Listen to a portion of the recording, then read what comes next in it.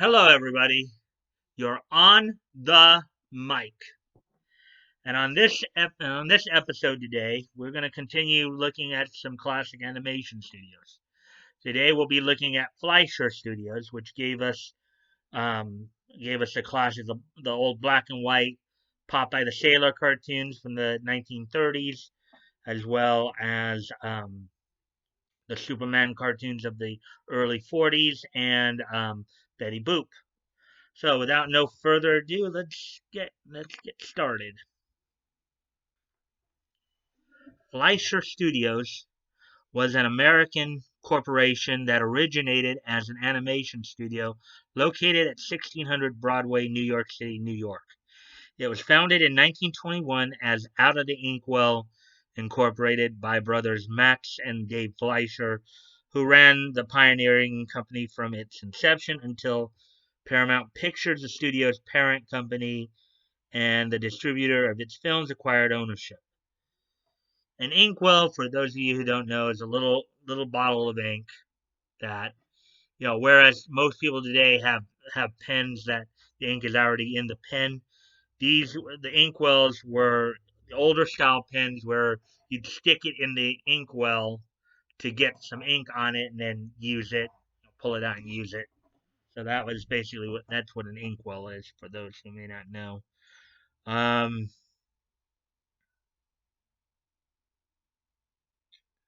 let's see.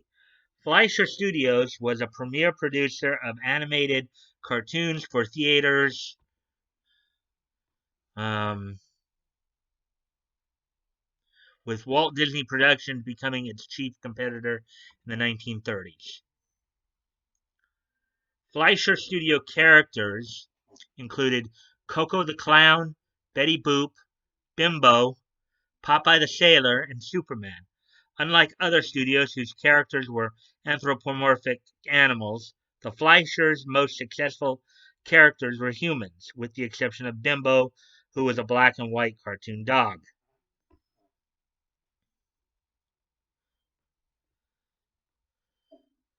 The cartoons of the Fleischer Studio were very different from the Disney product, both in concept and in execution.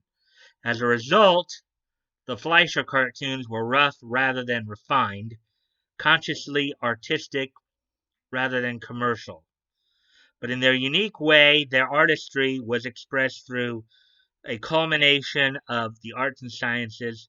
The approach focused on surrealism, dark humor, adult psychological themes, and sexuality, which we'll get into a little bit later because of this brought about an interesting thing for the film industry in the mid 30s.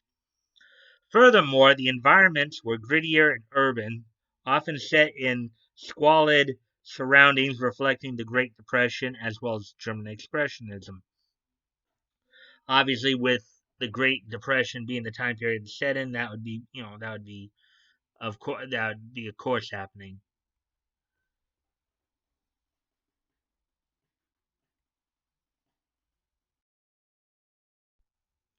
Okay, the silent era. Now, before I get on this part, prior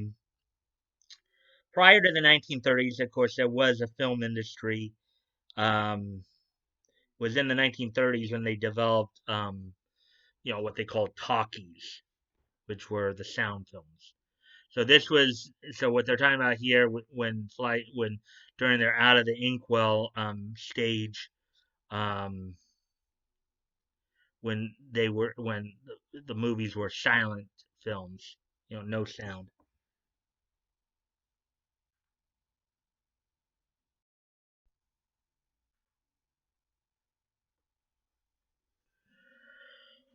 The Fleischer Studio was built on Max Fleischer's novelty film series Out of the Inkwell from 1919 to 1927. The novelty was based largely on the results of the rotoscope, invented by Fleischer to produce realistic animation. The first Out of the Inkwell films were produced through the Bray Studio. Once again, we see the name the Bray Studio. Obviously, a big studio prior to all these other ones coming into existence. The featured Fleischer's first character, the Clown, which became known as Coco the Clown in 1924. They featured Fleischer's first character, the Clown.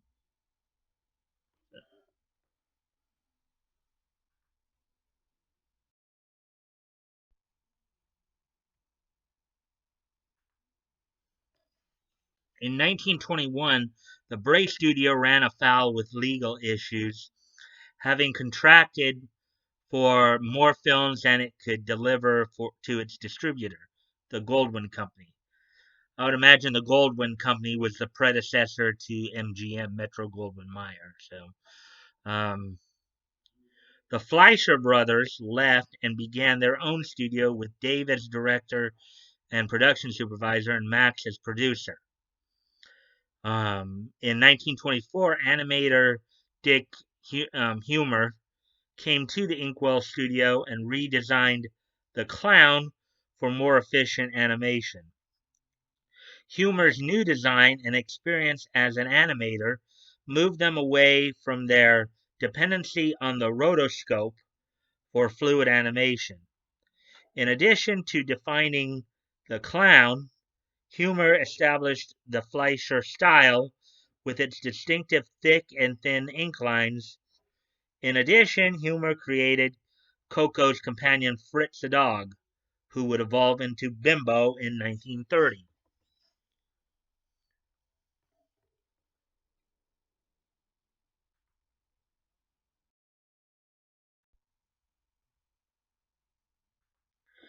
Throughout the 1920s, Fleischer was one of the leading producers of animation, with clever moments and numerous innovations. These innovations include the rotograph, an early aerial image photographic process for compositing animation with live action backgrounds. Other innovations included Coco song cartoons, spelled once in this case spelled CAR hyphen TUNES, and sing along shorts featuring the famous bouncing ball, a precursor to karaoke. Idea of, if you're trying to sing along with a song on a screen, they'll use a bouncing ball, for each syllable. So that's what they're talking about.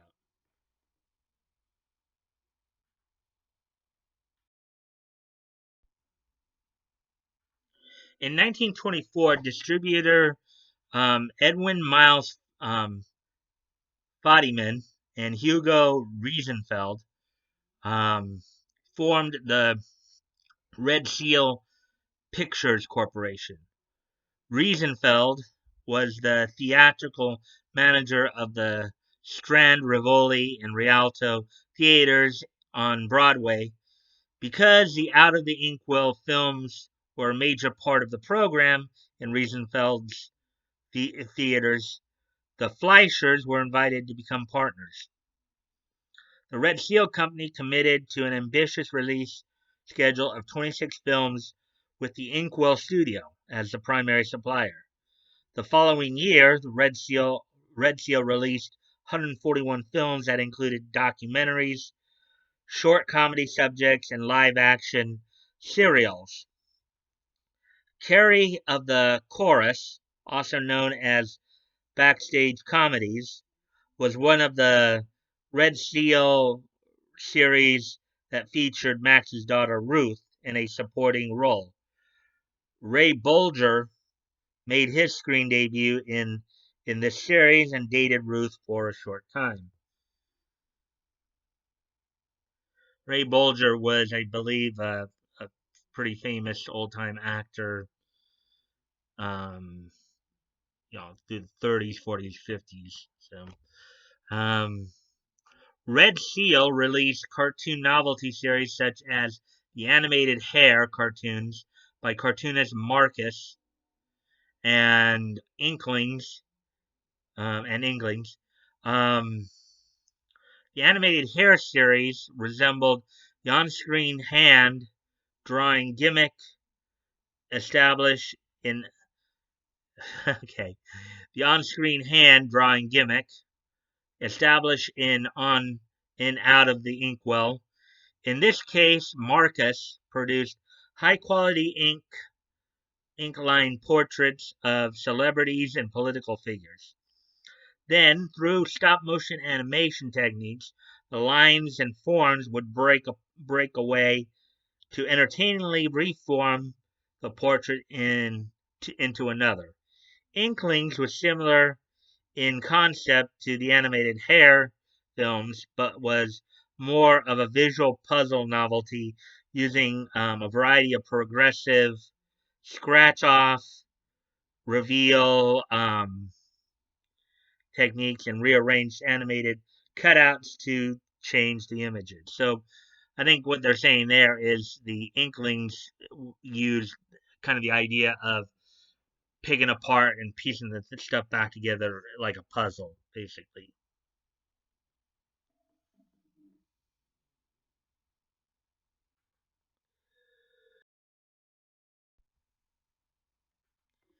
It was during this time that Lee DeForest started filming his phonofilms experiments, featuring several of the major Broadway headliners. The Red Seal Company began acquiring more theaters outside of New York and equipped them with sound equipment produced by Lee DeForest, displaying talkies 3 years before the sound revolution began. Talkies is one of the common terms used for like sound movies, basically.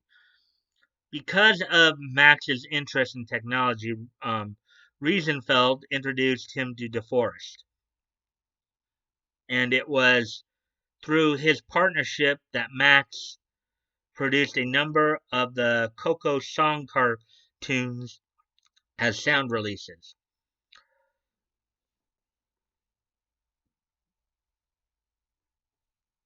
Of the 36 films produced between 1924 and 1927, 12 were produced as sound films beginning in 1926, with standard silent versions as well. The first sound releases, first sound release was Mother Pin a Rose on Me. Other sound releases included Darling Nellie Gray. Has anybody here seen Kelly? Um, when a Midnight Choo Choo leaves for Alabama. Um, Coming Through the Rye. My Wife's Gone to the Country. Margie, Oh, How I Hate to Get Up in the Morning. Sweet Adeline. Old Black Joe.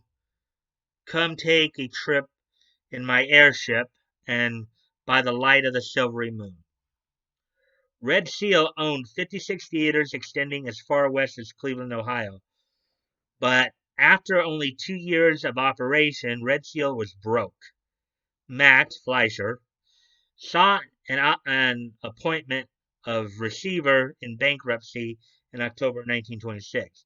Just as the situation looked hopeless, Alfred Weiss appeared from the horizon with a Paramount contract.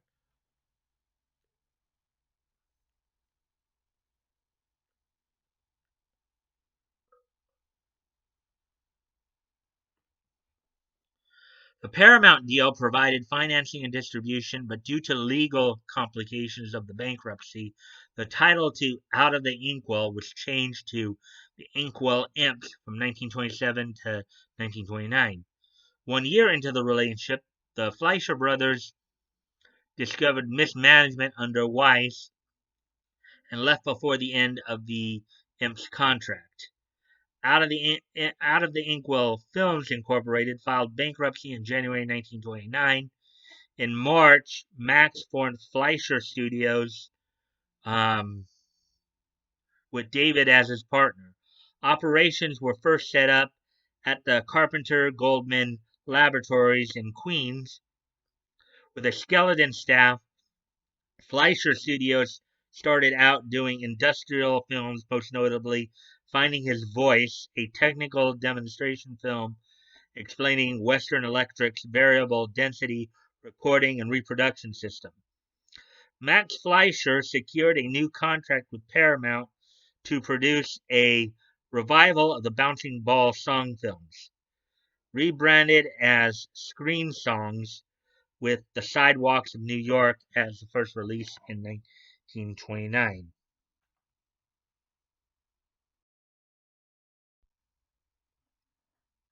Sound films. The early experiments with sound synchronization gave Fleischer Studios experience in perfecting and post-production method in perfecting the post-production method of recording, aided by several inventions by founder Max Fleischer.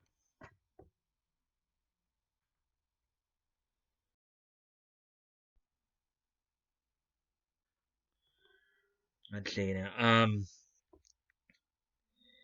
And with the conversion to sound, Paramount needed more sound films and cartoons could be produced faster than feature films.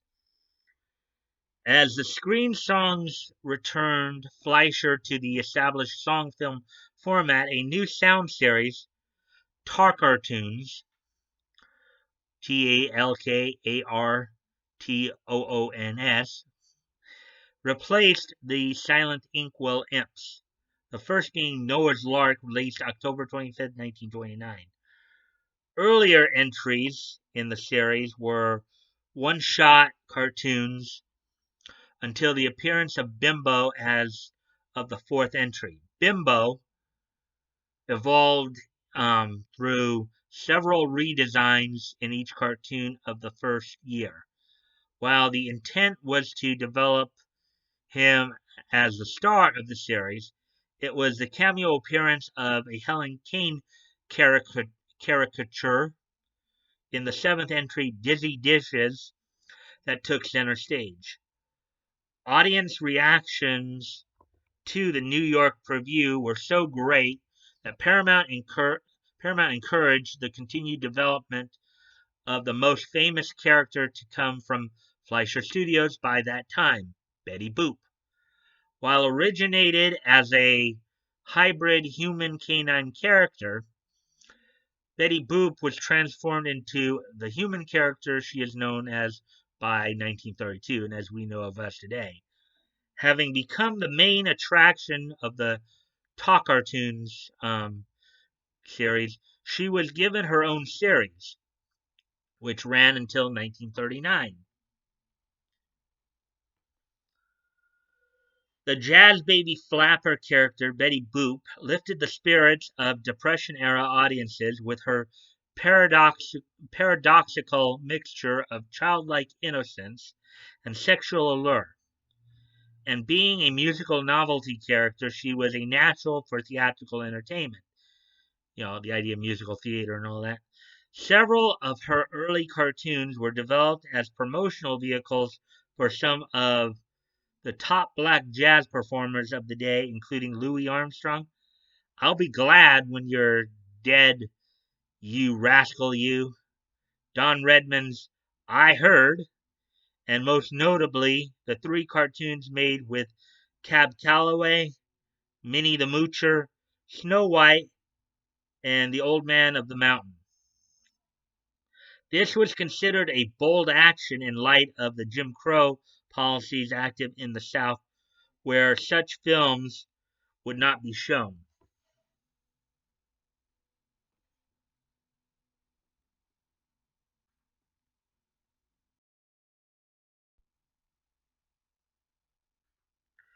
In 1934, the Hays Code, this is what I alluded to earlier. The Hays Code to the film industry is what the Comics Code Authority was to comics. It was basically a code established by the industry. In this case, the Hays Code was focusing more um, on the sexual innuendos in films, whereas the Comics Code Authority was focusing more on violence and gore. But anyways, the Hays Code resulted in severe censorship for films. This affected the content of all of Paramount films as well, which tended to reflect a more mature tone in the features of the Marx Brothers, W.C. Fields, and most of all Mae West. As a result, each of these stars was released as Paramount changed the content of its film to reflect a more general audience in order to comply with the new code and stay in business. Paramount had also gone through three reorganizations from bankruptcy between 1931 and 1936. A lot of that probably going around due to the fact that it was the Great Depression, obviously. And the new management under Barney Balaban um, set out to make more general audience films of the type made at MGM, but for lower budgets. This change in content policy affected the content of cartoons that Fleischer was to produce for Paramount, urging the emulation of the Walt Disney product. Um, okay, so while Paramount was a large organization with a network of theaters, its fiscal consciousness was largely responsible for preventing Fleischer Studios from acquiring the three-striper Technicolor process, leaving it available for a 4-year exclusivity with Walt Disney, who created a new market for color cartoons established by Academy Award winner Flowers and Trees in 1932.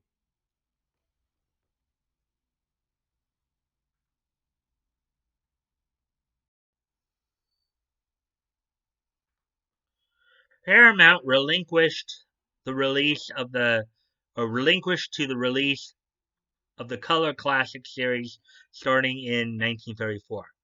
But with the exclusivity of the three color process still held by Disney, Fleischer Studios used the available two color processes Cinecolor, a two emulsion red and blue process, and two color Technicolor using red and green. By 1936, the Disney exclusivity had expired, and Fleischer Studios used the three color process in its color cartoons, beginning with Somewhere in Dreamland, and continued using it for the remainder of its active years.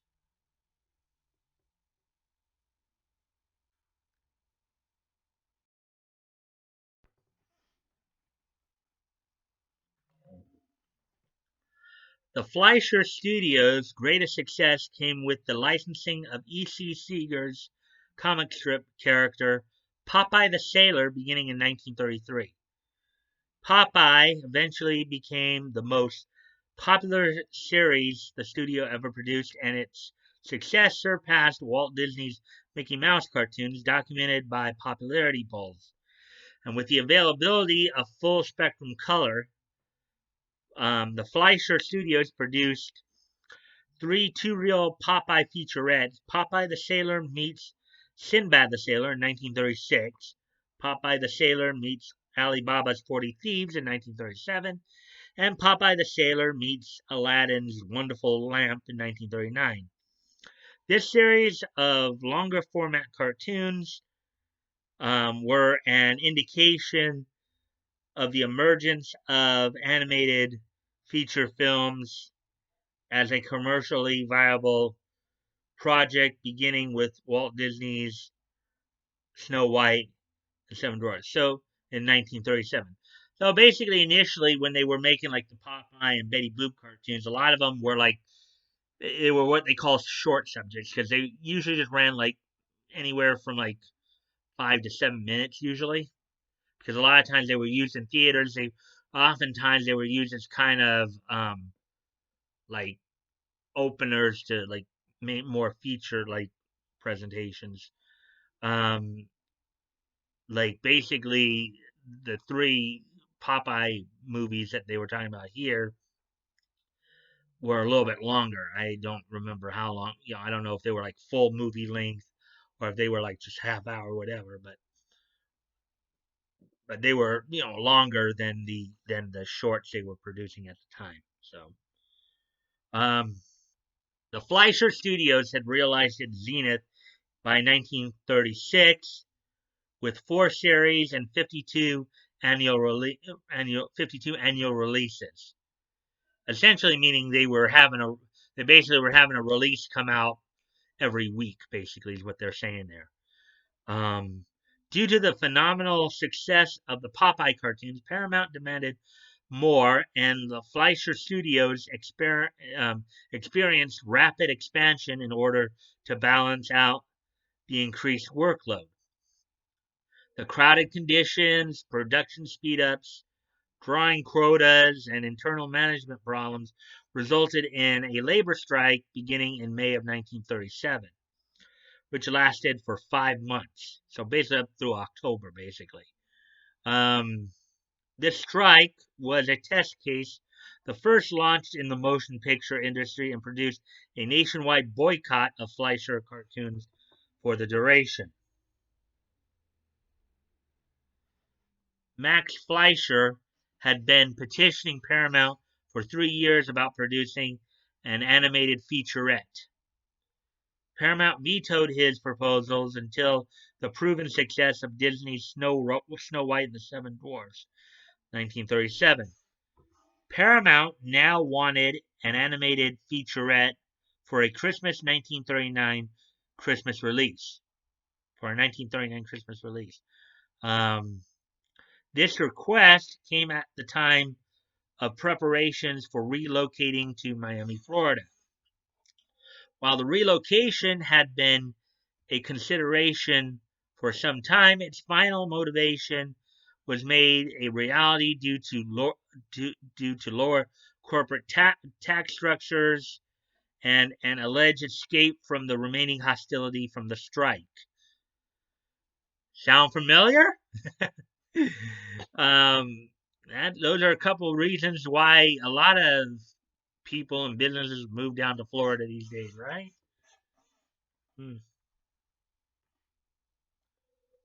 The new Fleischer Studio opened in October 1938, and production on its first feature, Gulliver's Travels, 1939, went from the development stage begun in New York to active production in Miami. Isn't that something? Basically a seafaring adventure like Gulliver's Travels, and they were actively producing it in Miami. That just kind of fits it all, right? The score was by Paramount staff composer Victor Young, recorded at the Paramount West Coast facilities. While limited to only 60 theaters in a 1-month release, Gulliver's Travels earned more than $3 million in spite of exceeding its original $500,000 estimated cost. Accordingly, a second feature was ordered for the Christmas period, Mr. Bug Goes to Town, 1941. Fall of Fleischer. The personal relationship between Max and Dave Fleischer deteriorated during the Miami period due to complications associated with the pressures of finishing the studio's first feature film and a very public sexual affair with Dave's secretary, May Schwartz. Max and Dave had stopped speaking to each other altogether by the end of 1939. Dave gained total control of production in 1940, relegating Max to business affairs and research. The studio was in need of new products going into the new decade, but failed miserably, with series that included Gabby, Stone Age cartoons, and animated antics. Theater operators complained with the Popeye cartoons having the only value. Max Fleischer acquired the rights to comic book superhero Superman to save the studio. The first entry, Superman, had a budget of $50,000, the highest ever for a Fleischer theatrical short and was nominated for an Academy Award. Now, these Superman cartoons were coming out in like 1941, 1942. That was about the time they were coming out.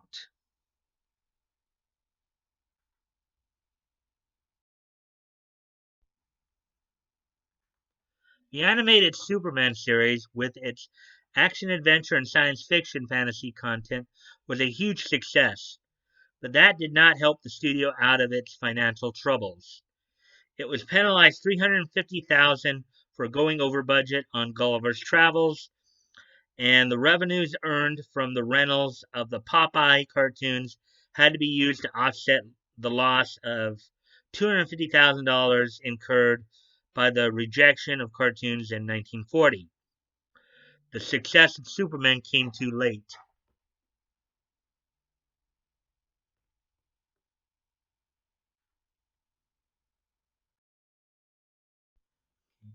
Acquisition by Paramount. Um, okay, so while profits dwindled, Paramount continued to advance money to Fleischer Studios to continue the production of cartoons with its focus mainly on Popeye, Superman, and a feature film for the 1941 Christmas season, all in hope of rekindling the studio. Then, on May 24, 1941, Paramount demanded reimbursement on the penalties still owed after 18 months and assumed full ownership of Fleischer Studios Incorporated. The Fleischers remained in control of production until November 1941. Mr. Bug Goes to Town, intended for release in December 41, was not released until February 1942 and never recouped its cost. In spite of living up to his contractual obligations and delivering the picture,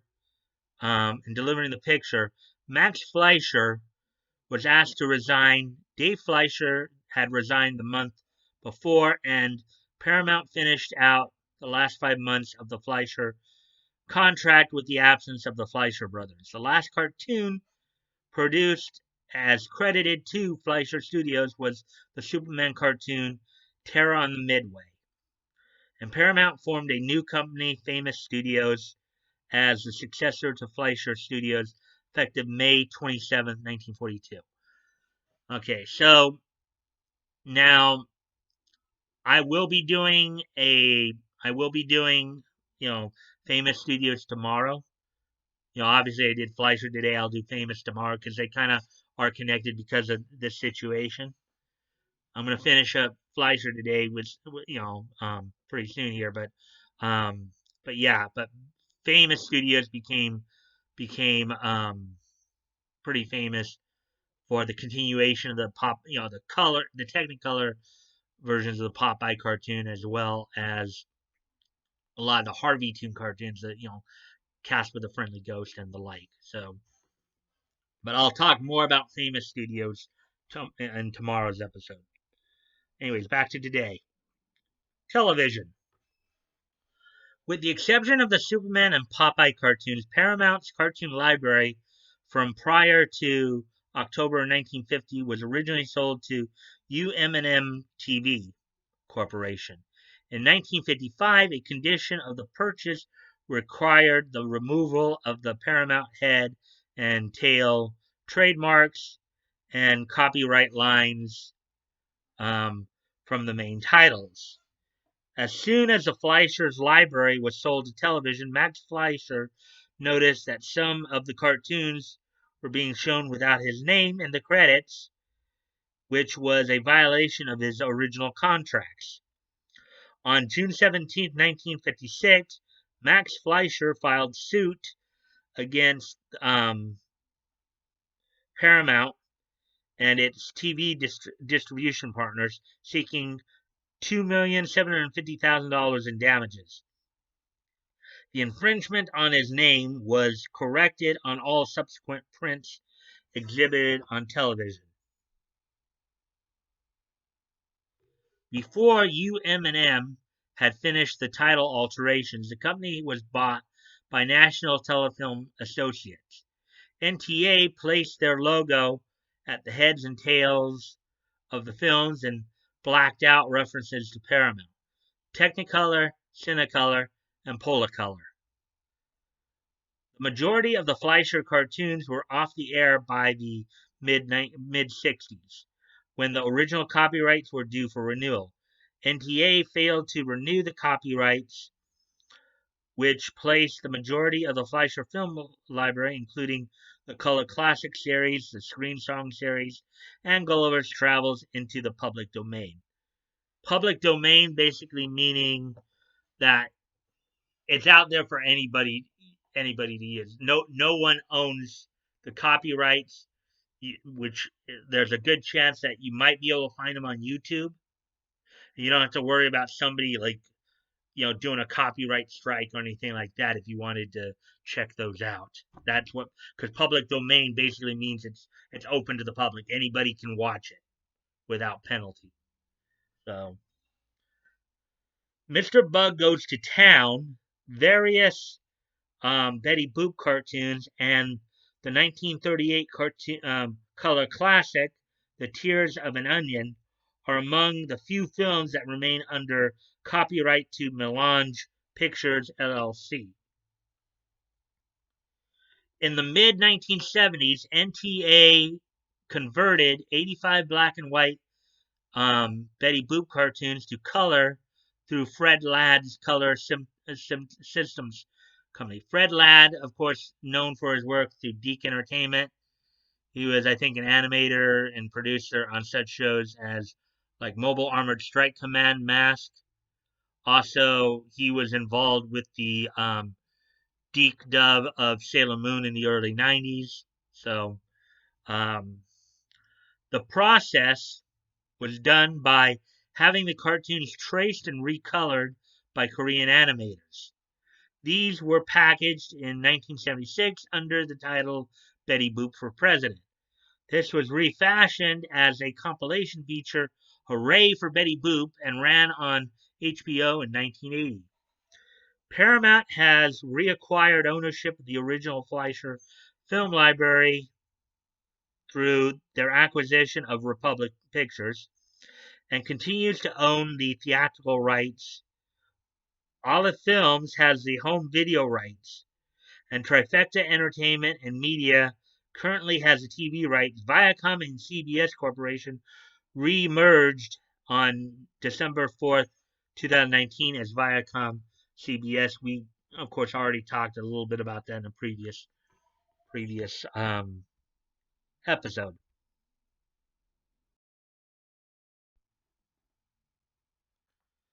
Popeye and Superman.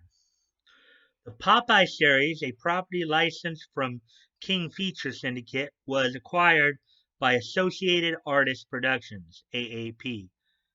I'm sure some of you who've seen some of, particularly I think some of the famous studios Popeye cartoons probably remember seeing that, which later became part of United Artists. For info on Popeye retitling, see the AAP article. Okay, that wasn't probably to say, but anyways. And Metro Goldwyn Mayer, Turner Entertainment, after failing to buy MGM outright, settled for ownership of the library, including the Popeye cartoons. In 1986, a small number of Popeye cartoons have also entered the public domain. So, yeah, so you can still see some of the Popeye cartoons, again, some of these older cartoons, the copyrights, once they expired, went into public domain. I already explained what public domain is. So. Superman, the other series based on licensing, reverted to National Comics, today DC Comics. National Comics, of course, was what DC Comics was known as originally back in the 30s. After Paramount's rights to the character expired, TV syndication rights were initially licensed to Flamingo Films, distributors of the 1950s Superman television series. The one that they're talking about is the one that starred George Reeves. All 17 entries in the series entered the public domain in the late 1960s, early 1970s, when National DC failed to renew their copyrights. The Superman cartoons are now under the ownership of Warner Brothers Entertainment. Warner bought the original film elements to the Superman series in 1969 after becoming a sibling company and later the parent to DC Comics. Home video. Most of the Fleischer color titles have been widely available on video since the 1980s, often on inexpensive videotapes sold in supermarkets and discount stores.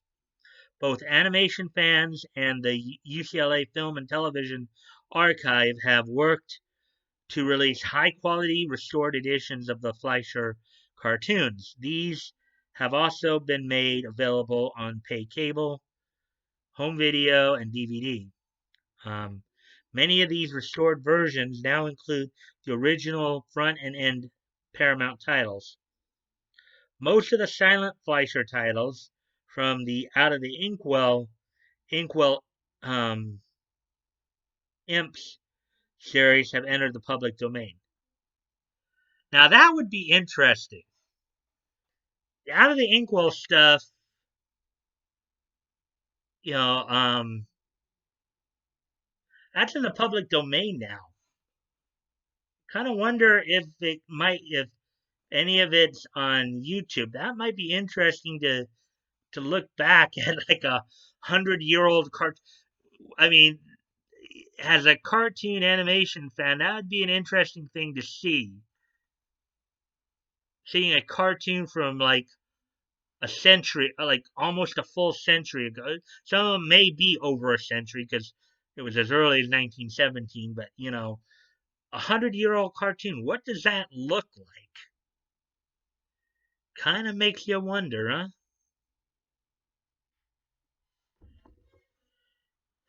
Let's see. Moving on here.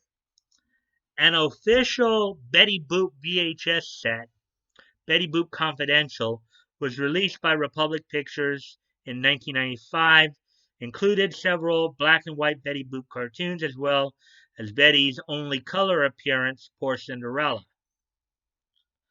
There have been several video releases for the Superman series.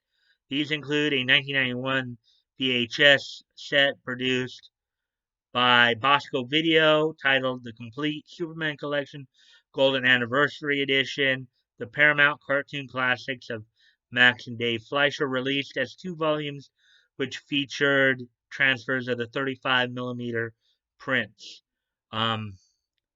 Basically, what they're talking about, of course, the golden anniversary being the 50-year anniversary of the Fleischer cartoons. Obviously, is what they're talking about there.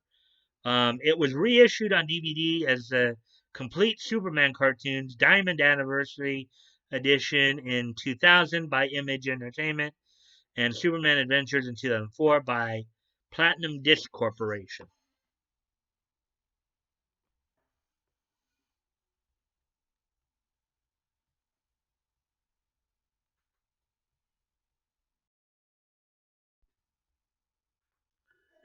A third and more official compilation using restored and remastered materials was released in November 2006 by Warner Home Video as part of their DVD box set of Superman films.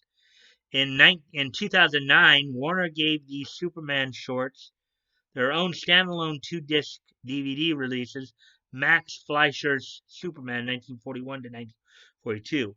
Olive Films, under exclusive license from Melange Viacom, acquired the rights to the 66 non-public domain Betty Boop cartoons and released 4 volumes of Betty Boop DVDs and Blu-rays. Warner Home Video has released all of the Fleischer Popeye cartoons in 3 volumes as part of the Popeye the Sailor DVD collection. BCI Entertainment, Kit Parker Films DVD compilation of all the color classics except The Tears of an Onion, entitled Somewhere in Dreamland, was released in 2003. It includes only a fraction of the shorts remastered from the 35mm film, but otherwise taken from the best available sources Kit Parker could provide. VCI and digitally recreating the original front and end Paramount titles. Animation archivist Jerry Beck served as consultant for the box set, as well as providing audio commentary for select shorts.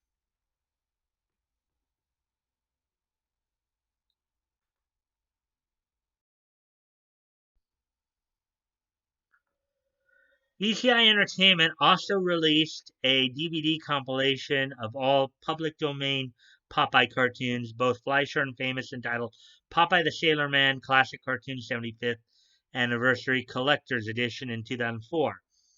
In Japan, Mr. Bug Goes to Town was released on DVD in April 2010 by Walt Disney Studios Home Entertainment as part of the Studio Ghibli's Ghibli Museum Library collection. Fleischer Studios today.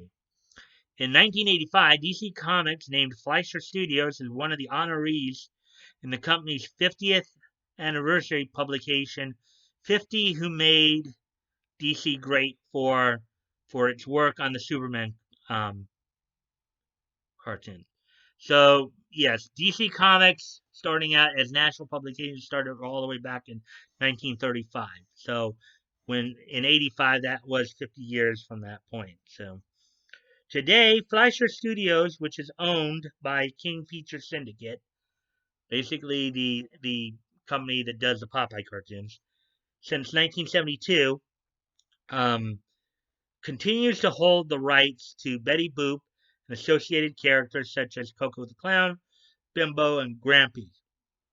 It is headed by Max's grandson, Mark Fleischer, who oversees merchandising activities. Fleischer Studios utilizes King Features Syndicate to license Fleischer characters for various merchandise.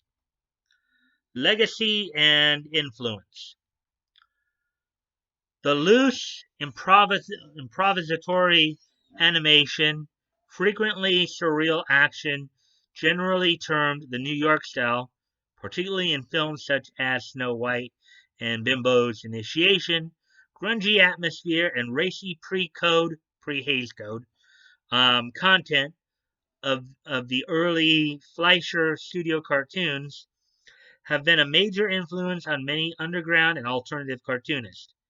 Kim Deitch, Robert Crumb, Jim Woodring, and Al Columbia are among the creators who have specifically acknowledged their inspiration.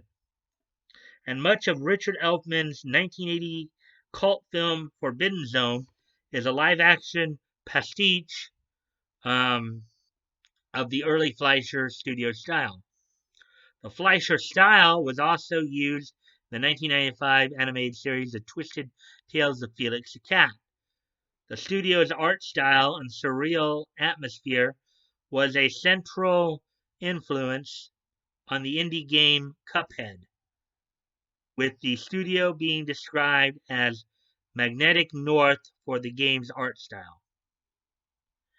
And that's it in terms of talking about Fleischer Studios. Um, yeah, quite a bit of content there.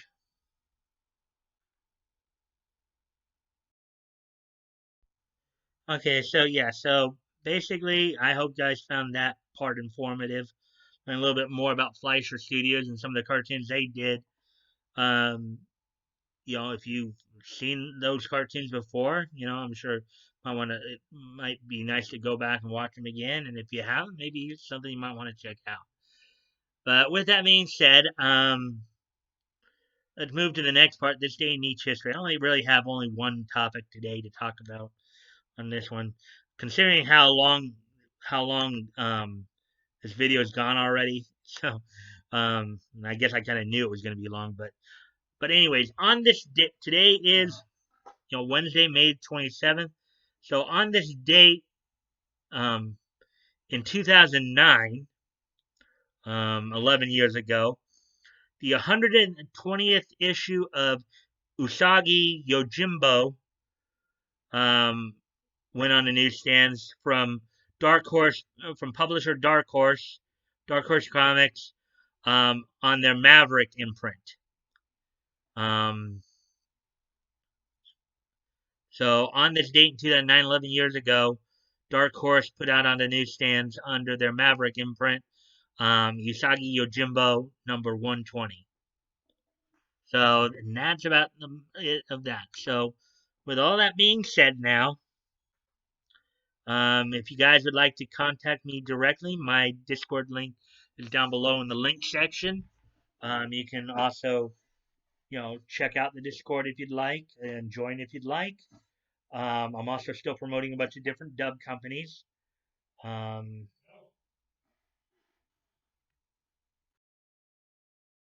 I was saying I'm still promoting a bunch of different dub companies. A lot of work you guys can check out there in terms of anime stuff. Um, I'm still promoting the GoFundMe's, of course, or still promoting Vic's GoFundMe as well as um, as Tug and Lug's latest comic book. You guys want to go check that out. As always, never feel like you have to donate. If it's on your heart to do so and you have the means to do so, please consider donating.